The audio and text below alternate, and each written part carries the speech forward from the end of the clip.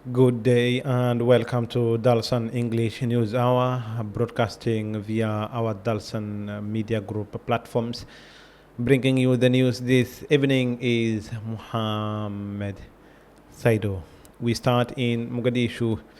Somali police force has rejected claims that a civilian was killed inside a Somali police base in Mogadishu, calling the rumors which spread on social media unfounded. The Banadir Regional Police Command, led by Ma'alim Mahdi, addressed the claims Wednesday night. According to the command, a suspect named Farhan Ibrahim Abshir had been detained at the Waabari District Police Station over alleged criminal offenses and later attempted to seize a weapon from one of the guards. A struggle followed. Officers say the weapon discharged during that struggle wounded the suspect in the shoulder. He was taken to the hospital where his condition is described as light. The command family dismissed claims that a body had been removed from the base, calling those reports baseless, and confirmed an investigation into the shooting is underway. Further details are expected as the inquiry continues. Still in the capital, Banadir Governor and Mogadishu Mayor Hassan Mohammed Hussein, widely known as Mungab, has addressed mounting frustration over demolitions in the Karan and Yakshid districts. He spoke at a public gathering Wednesday night in the Warta Nabadda area. Mungab explained that the demolitions form part of a federal plan to clear informal settlement and open new roads through the two districts. Residents holding legal documents, according to Mungab, will not be affected. Those without documentation will instead be resettled under a formal government plan. The governor acknowledged the anguish felt by families whose homes have already been cleared, describing a structured resettlement process now underway, and pointed to the Gubadli area as part of that effort. His remarks follows days of public anger over the demolitions widely felt across the capital. And across the border, 5 Kenyan herders seized by suspected al-Shabaab fighters in Mandera County are back with their families after elders on both sides of the border negotiated their release. The men, all from the Alungu area, were freed Monday evening.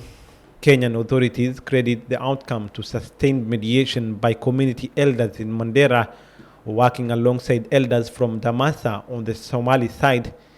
The 5 were found unharmed and have since returned home.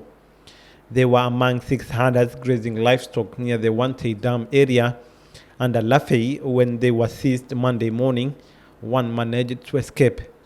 The captors reportedly demanded 3 goats per person or 6,000 Kenyan shillings each for release, or alternative, a camel per person. Whether those demands were met remains unconfirmed as investigation into the abduction continues. Al-Shabaab has previously been accused of seizing Kenyans for a ransom along the border. A South Korean couple abducted in the same area last year is believed to still be held in somewhere in Somalia.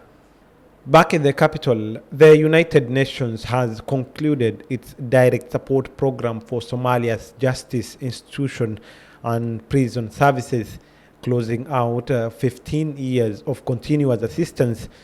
The UN Transitional Assistance Mission in Somalia formally ended the program on August the 25th. A ceremony in Mogadishu marked the occasion, drawing Justice and Constitutional Affairs Minister Hassan Muallim Mohamud, federal and state officials, UN representatives, and leaders from Somalia's judicial and correctional institutions. Moving on, in Garowe, Puntland's government has again addressed the political disputes gripping Somalia, with the region's parliament speaker highlighting Puntland's role in the country's earlier state-building efforts. Speaker Abdulrazak Ahmed Saeed credited former Puntland President Abdullah Yusuf Ahmed and Abdurrahman Mohammed with major contributions to rebuilding the Somali state, particularly through the country's earlier transitional government and reconciliation conferences. He argued Puntland had committed significant resources toward helping Somalia reach its current standing. Looking ahead, the speaker indicated Puntland intends to prioritize its own interest and pursue what he termed a constitutional relationship with the international community, adding that the region will hold off on further federal engagement until Somalia's leaders reach agreement on power sharing arrangements. On the economic front, Somali officials and Chinese business representatives have opened a trade forum in the capital aimed at deepening investment and commercial ties between the two countries. Deputy Prime Minister Salah Ahmed Jama formally launched the Somali-China Business Networking Forum organized by the Ministry of Commerce and Industry. More than 30 Chinese companies and traders joined Somali business leaders and government officials, with the discussion spanning infrastructure, trade, agriculture, fisheries, energy, and technology. The Deputy Prime Minister urged Chinese investors to explore opportunities across those sectors, urging that stronger trade ties could generate jobs and boost local production.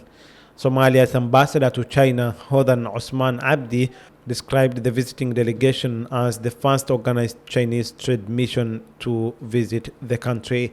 She also noted the forum featured a representation on Somalia's National Transformation Plan for 2025 to 2029 alongside the new Mogadishu Development Project, and included direct business to business and business to government meetings between the two sides.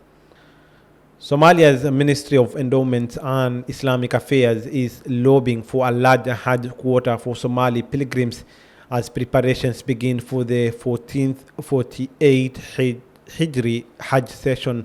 The ministry's Director General Dr. Abdinafa Ahmed Abdallah joined a preparatory meeting remotely hosted by Saudi Arabia's Minister of Hajj and Umrah.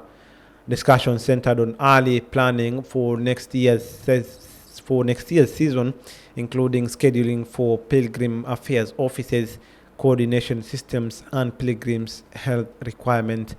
Somali representatives used the gathering to press the country's priorities, chiefly a request for a higher quota of Somali pilgrims and stronger health preparedness for those undertaking the journey each year.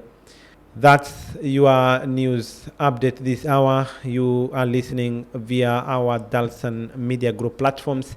This bulletin was brought to you by Dalsan English. Join us next tomorrow at the same time. This is Dalsan English, and I am Muhammad Saido.